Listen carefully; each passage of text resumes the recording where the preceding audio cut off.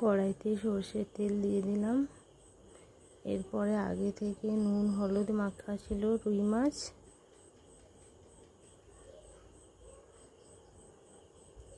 তেল গরম হয়েছে, রুই মাছগুলো দিয়ে দেব।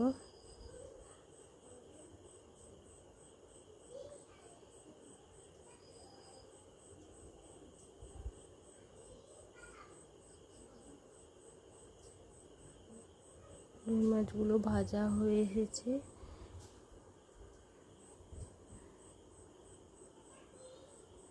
এবার নিয়ে নেব।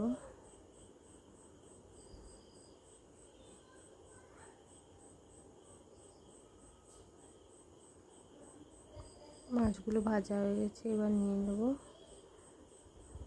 কড়াইতে আবার তেল দিয়ে দেব। আবার কড়াইতে সর্ষের তেল দিয়ে দিয়েছি। এরপরে তেল গরম হয়েছে, পেঁয়াজ বাটা, দুটো গোটা পেঁয়াজ বাটা দেবেন।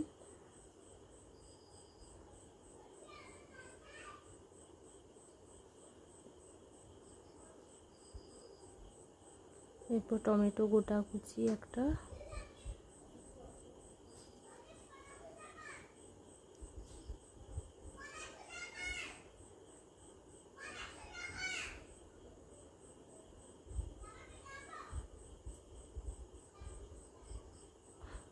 সামান্য লঙ্কা গুঁড়ো দেবেন।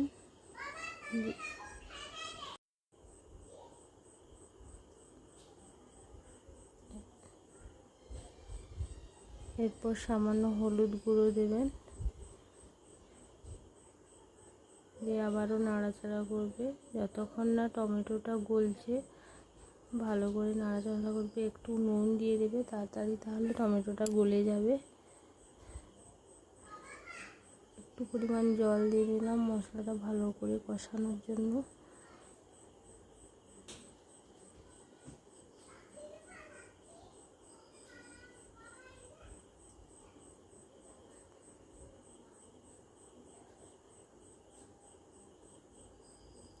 এরপর 4 কাপ পরিমাণ জল দিয়ে দিলাম, দিয়ে ভালো করে ঝোলটা ফোটাবো।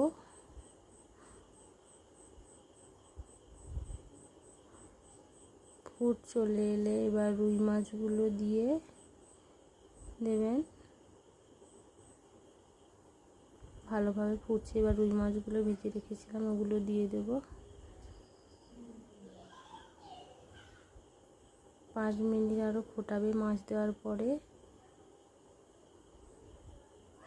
তারপরে জিরা গুঁড়ো দিয়ে দেবেন, 1 চা চামচ জিরা গুঁড়ো দিয়ে দেবেন। বাটাও দিতে পারেন আপনারা। এবার নামিয়ে নেব।